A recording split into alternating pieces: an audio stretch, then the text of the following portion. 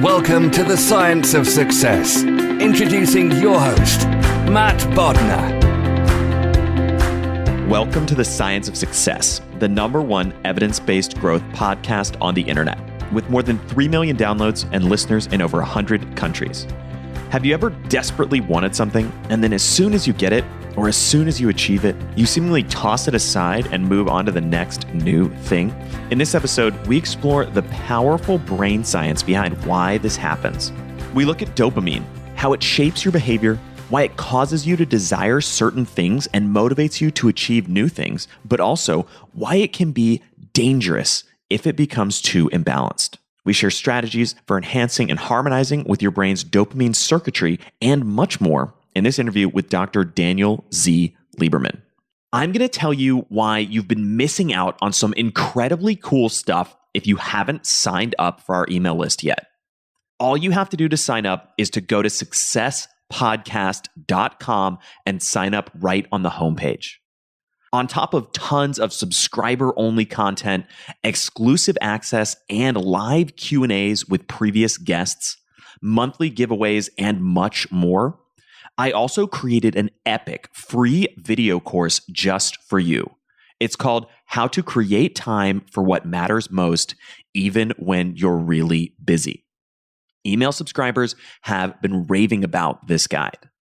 You can get all of that and much more by going to successpodcast.com and signing up right on the homepage, or by texting the word SMARTER to the number 44222 on your phone. If you like what I do on Science of Success, my email list is the #1 way to engage with me and go deeper on what I discuss on the show, including free guides, actionable takeaways, exclusive content, and much, much more. Sign up for my email list today by going to successpodcast.com and signing up right on the homepage. Or if you're on the go, if you're on your phone right now, it's even easier. Just text the word SMARTER, that's SMARTER, to the number 44222. I can't wait to show you all the exciting things you'll get when you sign up and join the email list. In our previous episode, we discussed trauma and how it is stored in your body. What causes trauma and what does it do to the body? We explored whether the rational thinking mind can deal with trauma and looked at some of the ways you can deal with traumatic experiences in your life. What are the best strategies for feeling safe, feeling calm, and feeling in control of your own body? How do you release trauma from your body and feel safe? We discussed all this and much more in our previous episode with Dr. Bessel van der Kolk. If you want to understand how to deal with trauma and feel comfortable in your body, listen to that episode. Now, for our interview with Daniel. Today, we have another exciting guest on the show, Dr. Daniel Z. Lieberman. Dan is a professor at George Washington University. He's published over 50 scientific reports on behavioral science and provided insights on psychiatric issues to the U.S. government. He's also the co-author of the best-selling book, Molecule of More, which discusses the effect of dopamine on human desire and the human brain. Dan, welcome to the Science of Success. Great to be here, Matt. Well, we're very excited to have you on the show today. Dopamine is such a fascinating topic, and I'm pumped to dig into it. Fantastic. So to start out, you kind of open up the book, and I know some of I think your TED Talk as well, with this idea around the simple concept of up versus down and how that can kind of shine a light on the way that dopamine works in the brain. I'd love to hear you explain that for the audience. It sounds like such a simple concept, up versus down, but in fact, it has tons of ramifications for how we view the world and how we interact with the world. It comes about from evolution. From an evolutionary standpoint, there is a very fundamental difference between things that you have and things that you don't have, but you need. Now, things that you have are really in the realm of down, because when you look down, you're looking into what scientists call the peripersonal space. It's a space around you, basically everything within arm's reach. And these are things that you own. They're things that you possess and control. And when you look down into the peripersonal space, what you do with those things is you use them, you enjoy them, you appreciate them. Essentially, you experience them in what in the book we call the here and now. When you look up, by contrast, you're looking out into what's called the extrapersonal space. That's the world beyond your arm's reach. And if there's something in the extrapersonal space that you need, that you want, that you desire, it's not going to happen in the here and now. It's going to happen in the future, and it's going to require some effort, some motivation, maybe even some planning. And because this difference between what you have and what you don't is so fundamental for our survival, in fact, the old saying, either you have it or you don't, to our evolutionary ancestors was possibly either you have it or you're dead. Because of this crucial difference, the brain developed different pathways for up and down, different pathways for appreciating, enjoying the things what we have in the present moment, as opposed to going after those things that we need. And that difference and the brain chemicals and structures involved with it is really what the whole book is about. Such a fascinating distinction, and the ramifications of this seemingly simple idea are really widespread. They are. It's the fundamental difference between living in the moment, enjoying what we have, using our senses, interacting with other people, as opposed to trying to make the future better. The up circuits are really about maximizing future resources, making sacrifices right now to make things better in the future. So I want to dig into each of these. Obviously, well, I kind of know the answer to one of these questions, but tell me about the different neural pathways of the kind of up circuitry and the down circuitry, and what neurochemicals are involved in each of these. The down circuitry is orchestrated by chemicals that have to do with sensory experiences, moods, and interpersonal relationships. And you've probably heard of some of these. For example, serotonin, norepinephrine, oxytocin, which orients us to social relationships, as well as endorphins and endocannabinoids, which are the enjoyment, pleasure, and satisfaction molecules. Those are all for processing what happens in the here and now. When we turn our attention to the future, though, our thoughts, our brain patterns are orchestrated by one single molecule, and that's dopamine. And that's what we call the molecule of more. So that's really fascinating. You have a kind of a chemical cocktail that regulates the down system, and yet dopamine, and correct me if I phrase this wrong, but either singularly or essentially singularly controls the up system. That's right. You know, the brain is so complicated, and everything we say about the brain is inevitably going to be an oversimplification. So you know what? I like to use the term it orchestrates the activity of the brain when we're in the up situation. You know, it sort of guides things along. It takes control, but it requires help from other neurotransmitters. But it's the most important for sure, and it's the one that really chooses the goals and sends us in that direction. So what are the implications of having dopamine be the primary molecule that regulates our up system and impacts the way we think about the future?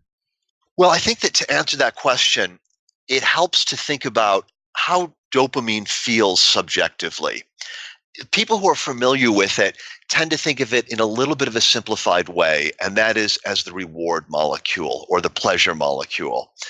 Dopamine becomes active when we do things or experience things that make our future a little bit better, perhaps a little bit more secure.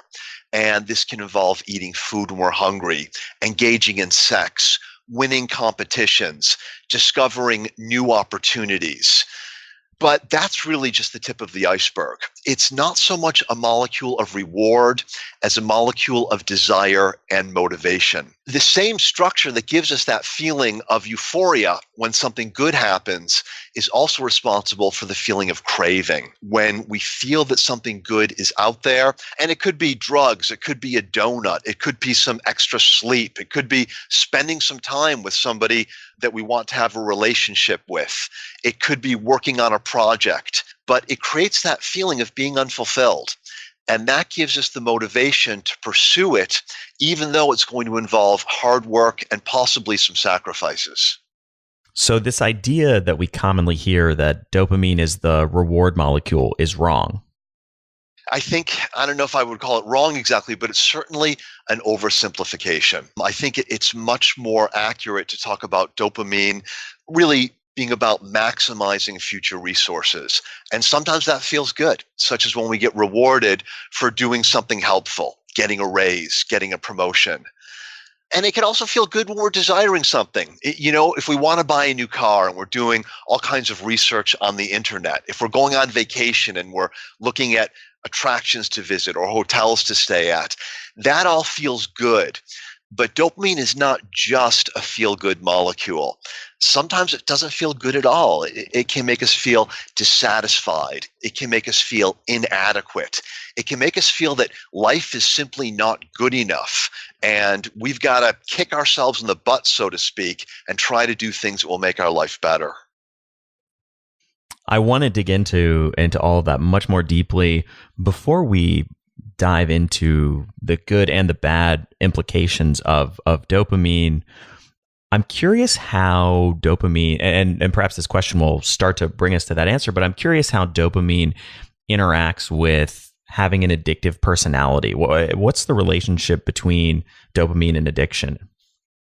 In the book, we focus on two main dopamine pathways in the brain.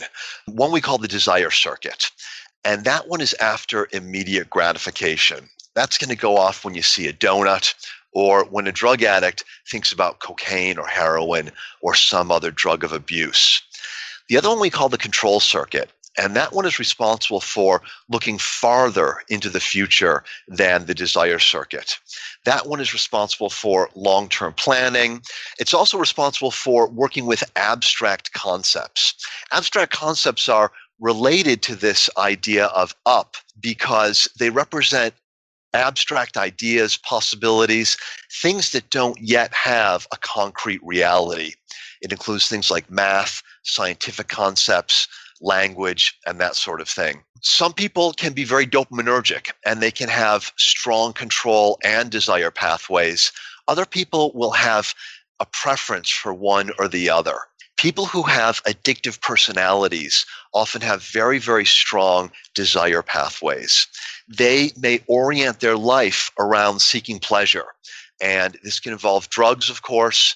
It can also involve behavioral addictions too, like excessive gaming, excessive use of pornography, really anything that gives that instant gratification.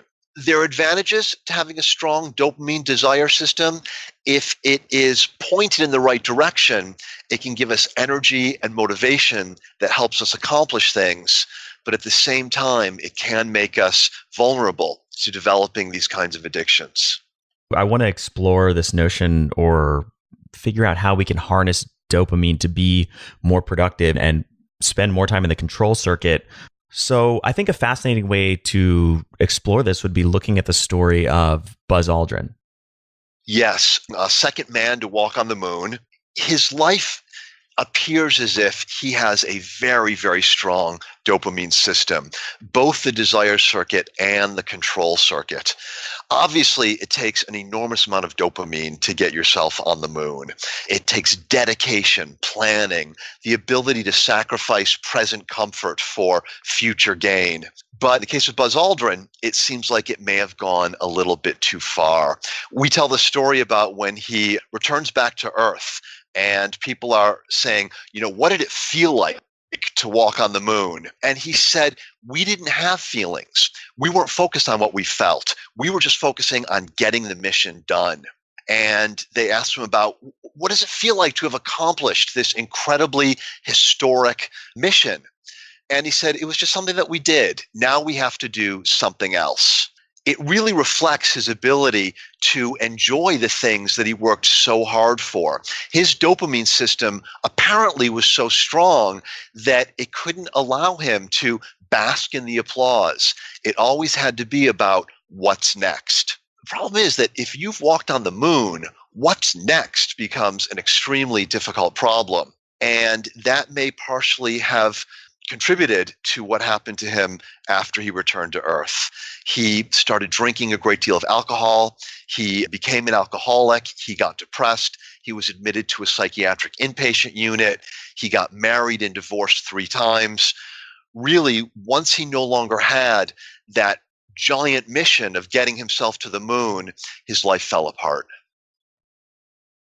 I feel like that's a pattern that we see oftentimes with high achievers, people who accomplish this massive goal and then feel a sense of emptiness after the fact.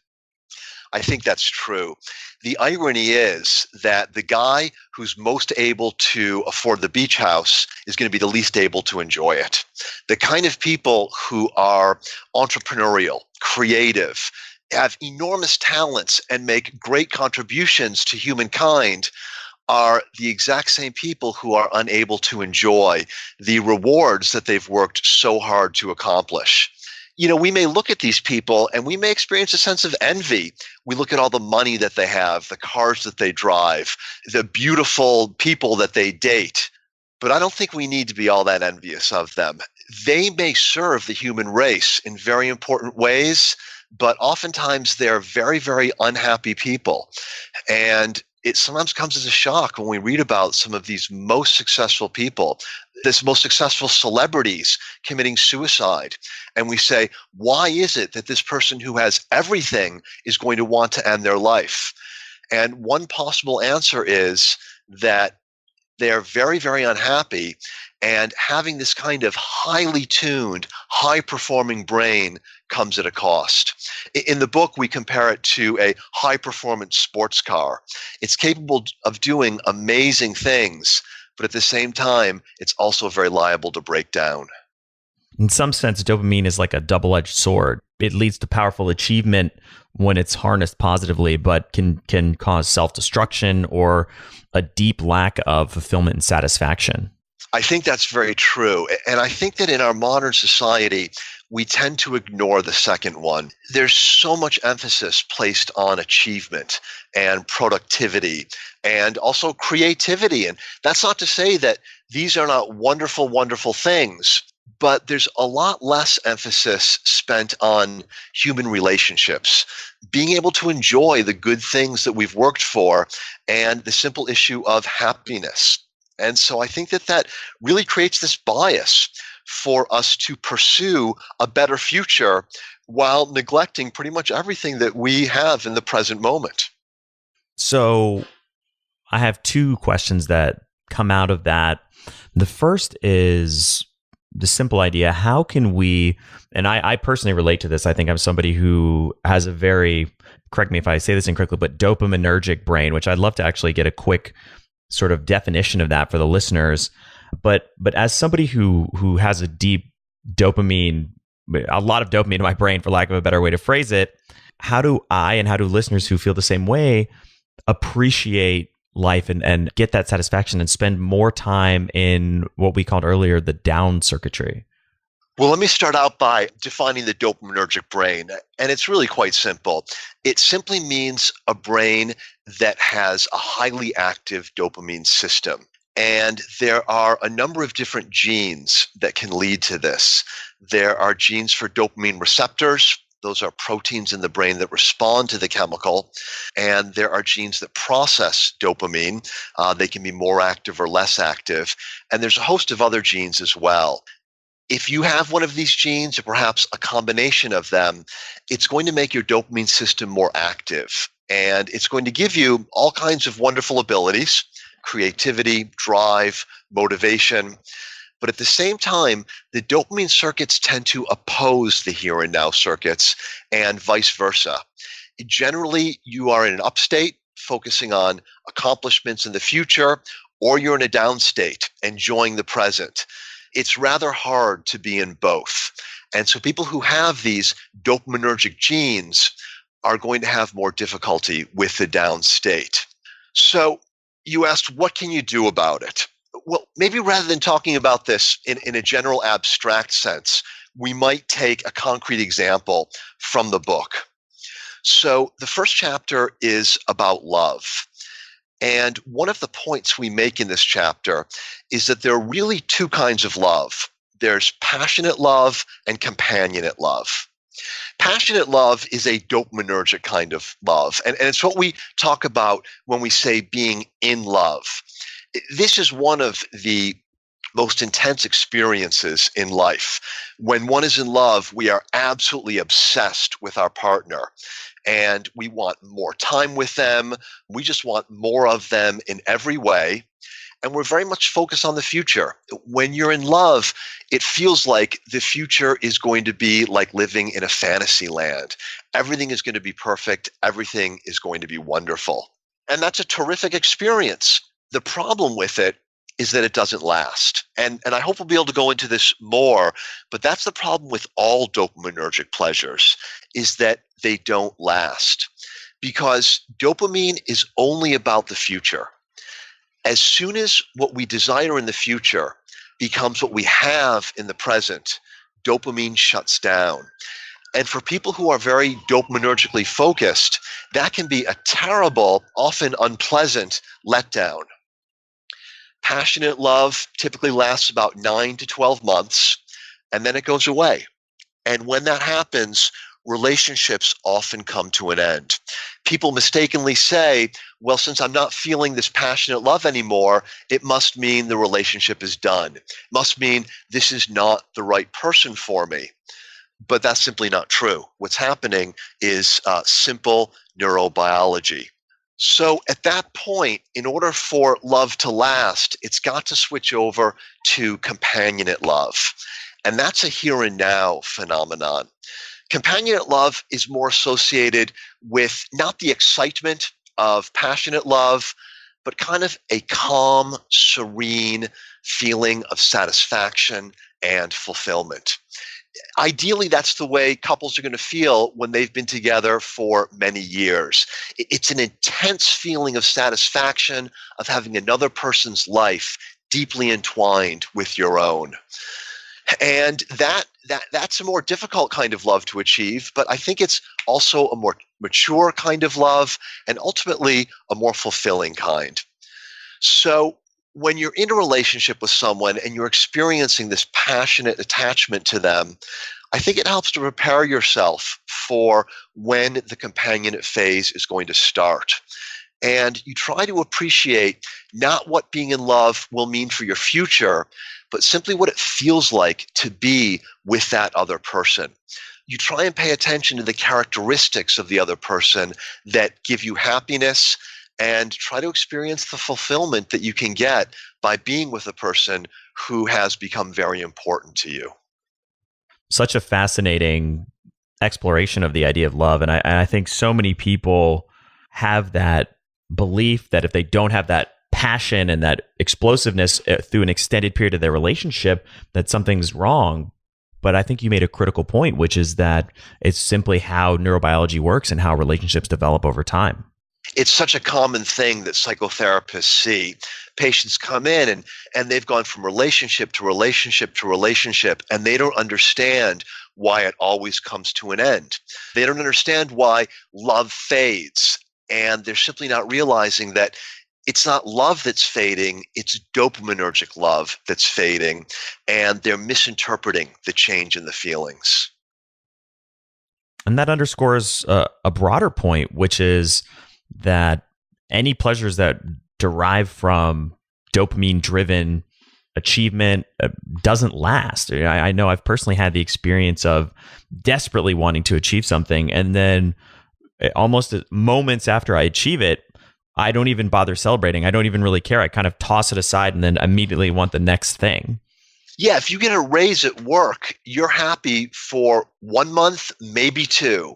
And then it becomes the baseline. It becomes the same old, and we've got to pursue something else. A classic example is when you go on vacation. You know, you spend weeks and weeks planning all of the different things you're going to see. Maybe you go to Italy and you go to some famous museum and you're standing in front of some of the most beautiful art that's ever been created, and you're thinking about where you're going to go for dinner. If you're too dopaminergic, it's always what's next. And some people don't even realize that they're not enjoying these things that they worked so hard for. So when new opportunities become available to me, I notice my reaction. I notice my immediate impulse to jump for it, to say, I want that shiny thing. I want something more. My life is not going to be fulfilled unless I have it. And when I got that feeling, I try to stop and think and imagine, okay, what will it be like if I actually get it? Am I going to enjoy the present experience of working on this project, of carrying this role or this title, or is it just something shiny that looks good as long as it's off in the future? If you're like me, you have tons of skills and abilities that you want to master. And that's why I'm excited about our sponsor for this week, Skillshare. Skillshare is an online learning community for creators with more than 25,000 classes in design, business, and more. Skillshare is an amazing resource to discover countless ways to fuel your curiosity, creativity, and career. Whether you're looking to discover a new passion, start a side hustle, or gain new professional skills, Skillshare is there to keep you learning, thriving, and reaching for new goals.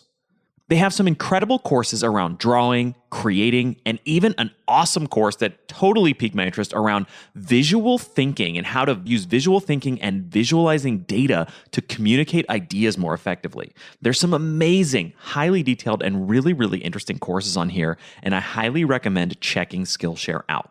Join the millions of students already learning on Skillshare today with a special offer just for Science of Success listeners. You can get 2 months of Skillshare completely for free. That's right, Skillshare is offering Science of Success listeners 2 months of unlimited access to over 25,000 classes for free. All you have to do to sign up is go to Skillshare.com/success. Again, go to Skillshare.com/success to start your 2 months right now. Skillshare is awesome. I highly recommend going to sign up, check it out. There's definitely a course or probably a number of really high quality courses and classes on exactly what you want to master in your life today. One more time, go to Skillshare.com/success and sign up now. So for somebody who is very dopaminergic, how do we actively shift into that here and now circuitry and spend more time there? I think the first step is to recognize where you are at any given moment. And I think that that's one reason it's helpful to understand the neurobiology. You know, people who are interested in cars, they know that if you understand what the engine's doing, you can drive the car better. The same is true of computers.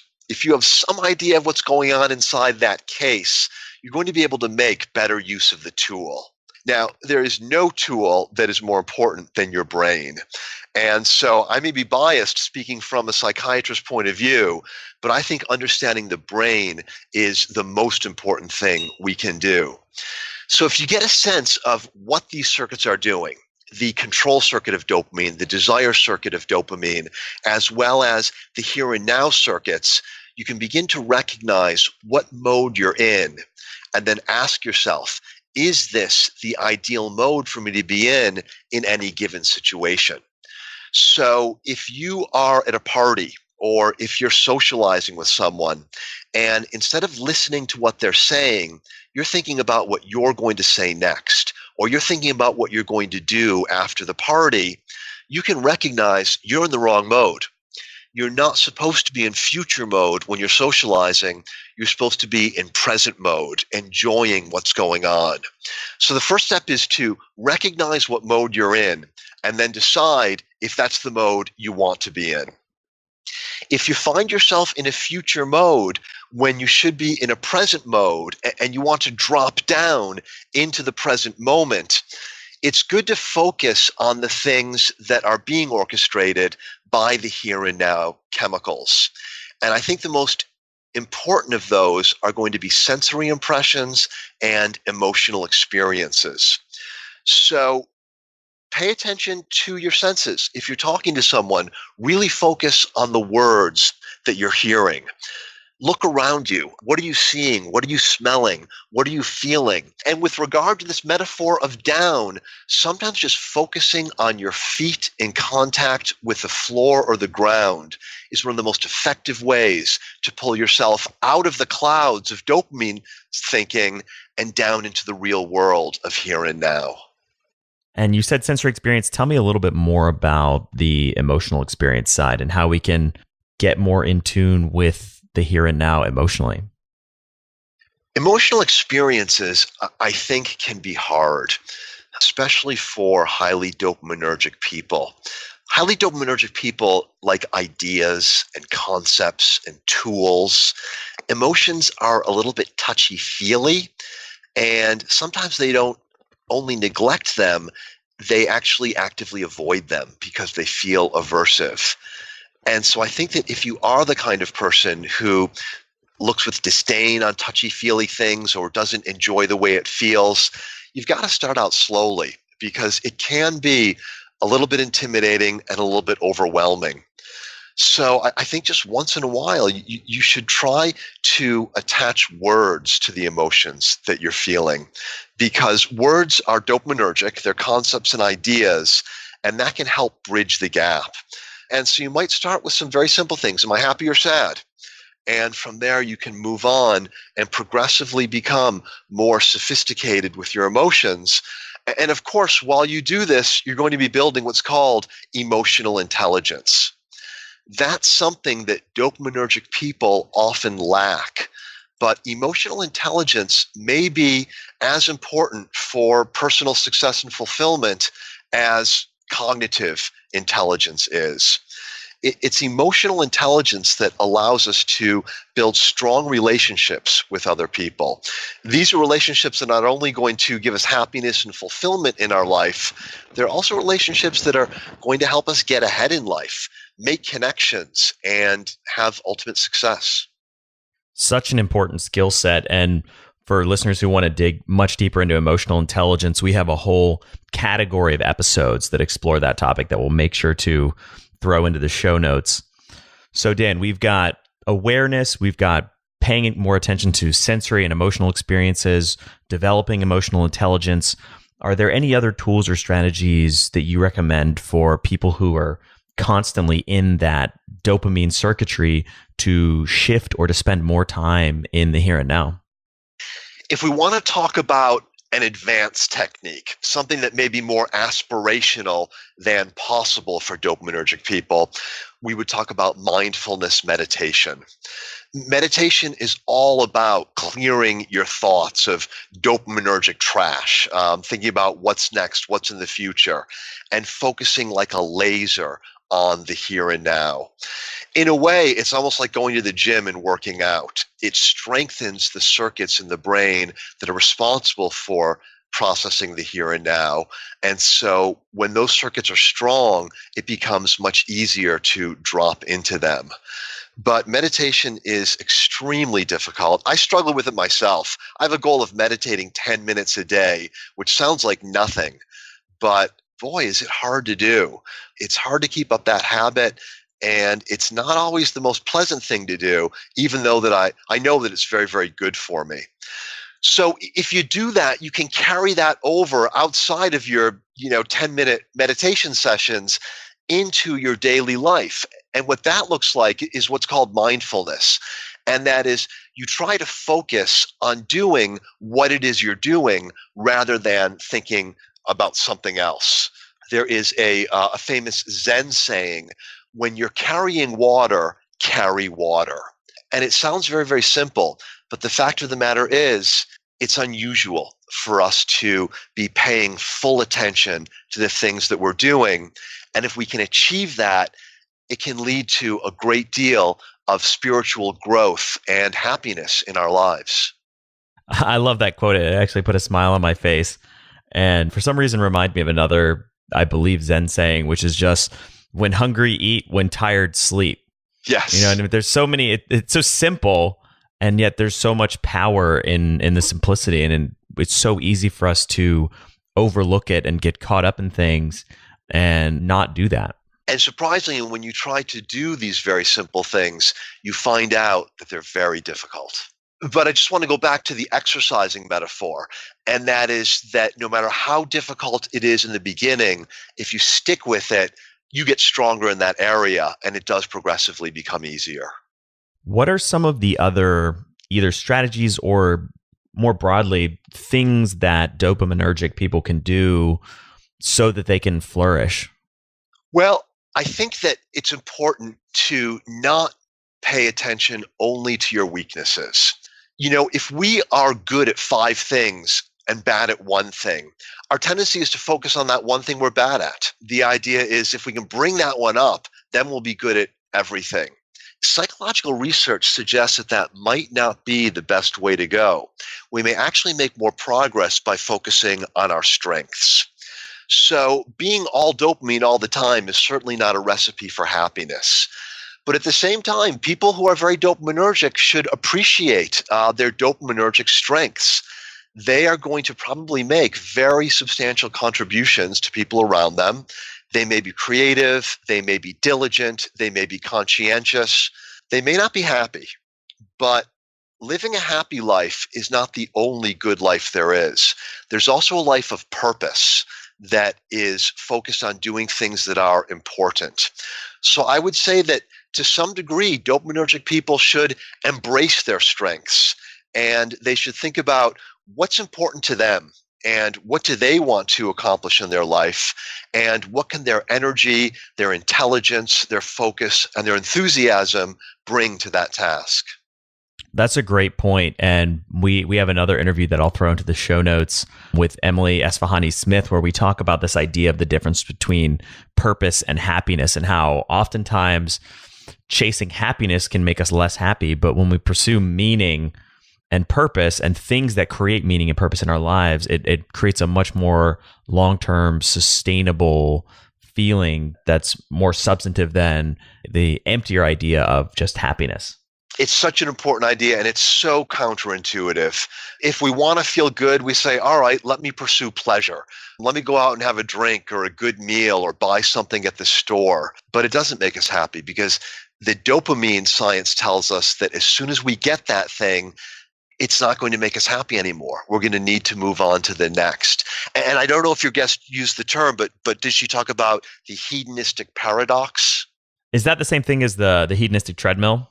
Maybe. The paradox says that just what you said, if you pursue things that you think will make you happy, they will not. If you try to make other people happy, though, you will become happy. That's great. I haven't heard that phrase that way, but that's a really simple description of something that is very powerful. Yeah, if you want to be happy, best thing to do is make somebody else happy. I want to circle back to the difference between the desire circuitry and the control circuitry within the dopamine system, for lack of a better term. Is there any merit to, I mean, we talked at length about this idea of switching into and spending more time in the here and now. Is there any merit or any strategies or tools to spend more time on the control side of that dopamine circuit as opposed to the desire side? I think so. In order to clarify the difference, let me sort of paint a picture of two people, one who's strong in one and one who's strong in the other. So if we look at somebody who has a very strong, perhaps pathologically overwhelming desire circuit, this is going to be the hedonist. We talk about that person who pursues wine, women, and song. They want to go out to clubs. They love eating good food. They want to have sex with lots of different partners. They're never satisfied. They always need more. They're probably even at high risk of developing an addiction. That's the hedonist with the strong desire circuit. By contrast, somebody who has a perhaps pathologically overwhelming control circuit is going to be the workaholic. They're someone who's not so interested in pleasure, but they're always focused on duty. They're very, very conscientious, but they tend to be a little bit glum, sort of grim. They're never finished with their work. While everyone else has gone home to spend time with family and friends, they're still at the office putting the final touches on the report. So that kind of gives you the distinction between the two in high contrast terms.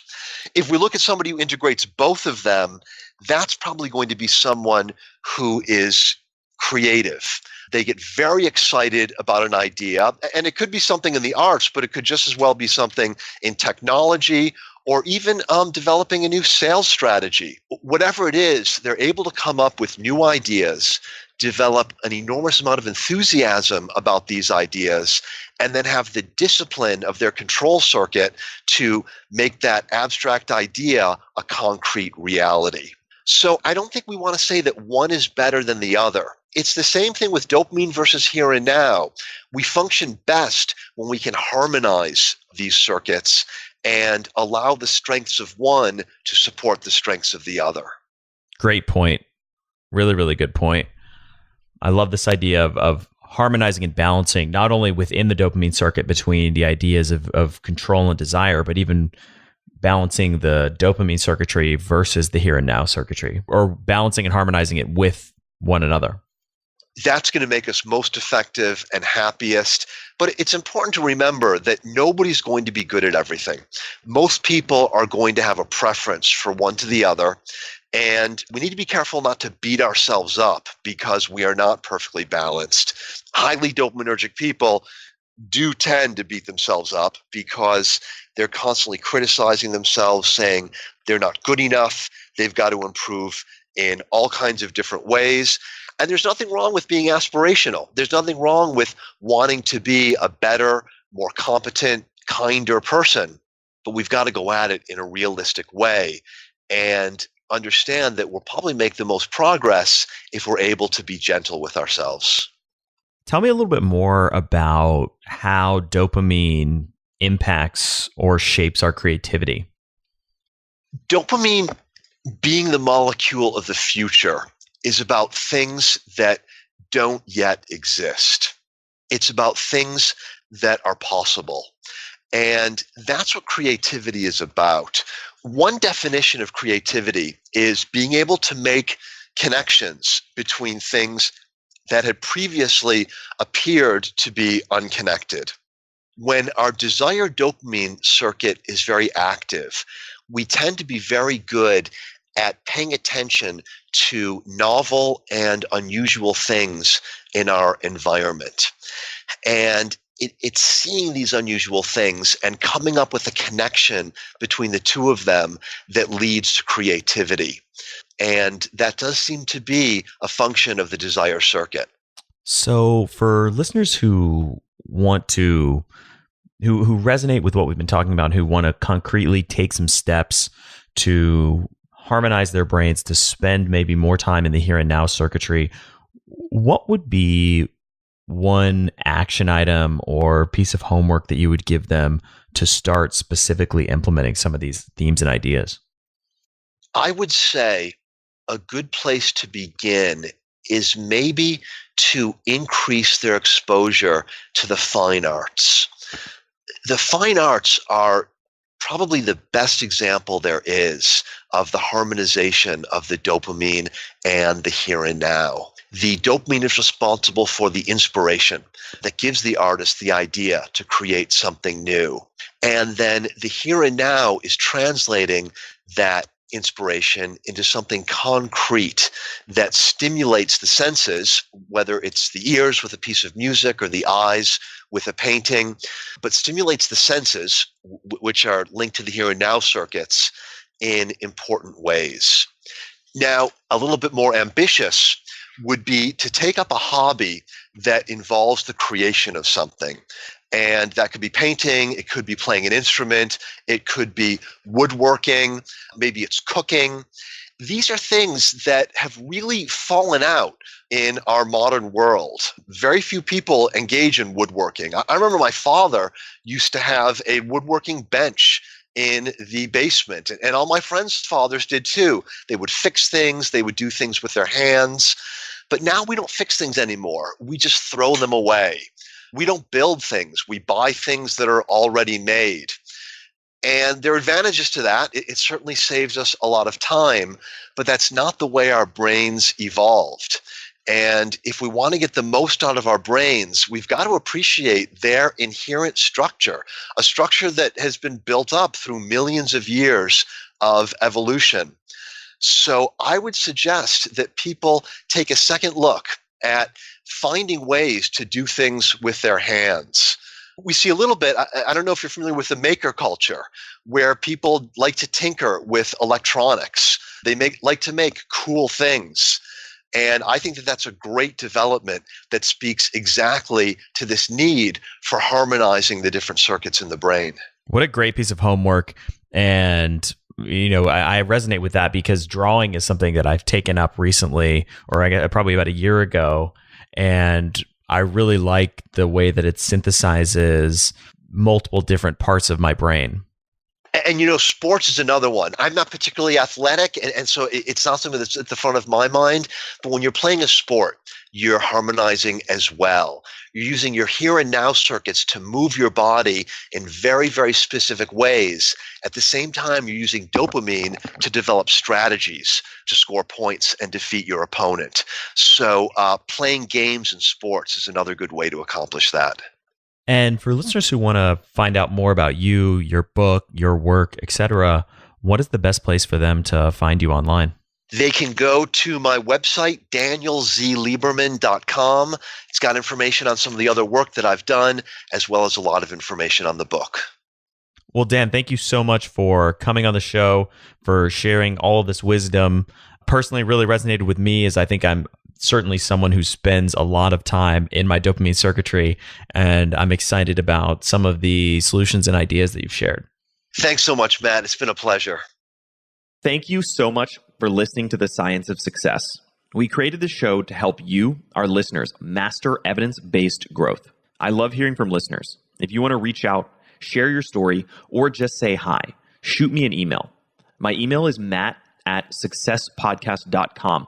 That's matt@successpodcast.com. I'd love to hear from you, and I read and respond to every single listener email. I'm going to give you 3 reasons why you should sign up for our email list today by going to successpodcast.com, signing up right on the homepage. There's some incredible stuff that's only available to those on the email list, so be sure to sign up, including an exclusive curated weekly email from us called Mindset Monday, which is short, simple, filled with articles, stories, things that we found interesting and fascinating in the world of evidence-based growth in the last week.